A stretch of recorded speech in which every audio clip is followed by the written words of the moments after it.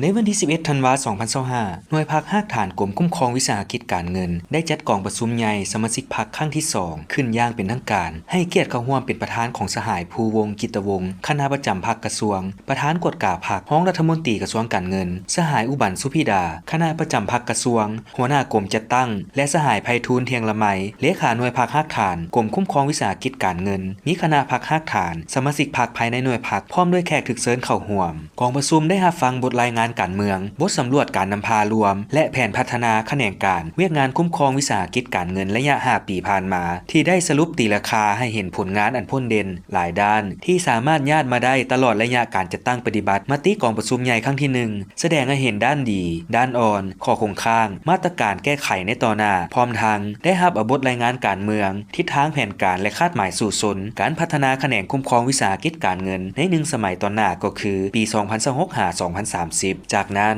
บรรดาสหายสมาชิกพรรคหน่วยภาคภาคฐานกรมคุ้มครองวิสาหกิจการเงินได้พร้อมกันใช้สิทธิประชาธิปไตยของตนปอนบัตรคัดเลือกเอาคณะพรรคสุดใหม่บนพื้นฐานหลักการร่วมศูนย์ประชาธิปไตยถูกต้องสอดคล้องกับมาตรฐานเงื่อนไขที่กำหนดไว้จำนวน5สหายและกองประชุมครั้งปฐมฤกษ์ของหน่วยภาคภาคฐานกรมคุ้มครองวิสาหกิจการเงินเป็นเอกสารเลือกเอาสหายไพฑูรย์เทียงละไมเป็นเลขาหน่วยพรรคสหายสมไซแก้ววันดีเป็นห้องเลขาหน่วยพรรคประธานกฎการหน่วยพรรคสหายนางนิตาสุขเกษมเป็นกรรมการหน่วยพรรคสหายอรุณไซดวงสวรรค์เป็นกรรมการหน่วยพรรคสหายพรวิไลเทพวิไลเป็นกรรมการหน่วยพรรคโอกาสนี้สหายภูวงศ์กิตวงศ์คณะประจำพรรคกระทรวงประธานกฎกาพรรคห้องรัฐมนตรีกระทรวงการเงินได้แสดงความสมเสยต่อการนำพาสีนำของคณะหน่วยพรรคที่ได้นำพาสมาชิกพรรคพนักงานภายในหน่วยพรรคปฏิบัติหน้าที่การเมืองของตนญาติได้ผลงานและมีผลสำเร็จหลายด้านพร้อมกันนั้นสหายยังได้เรียกร้องให้คณะหน่วยภาคภาคฐานกรมคุ้มครองวิสาหกิจการเงินต้องได้สืบต่อนำพาปรับปรุงแก้ไข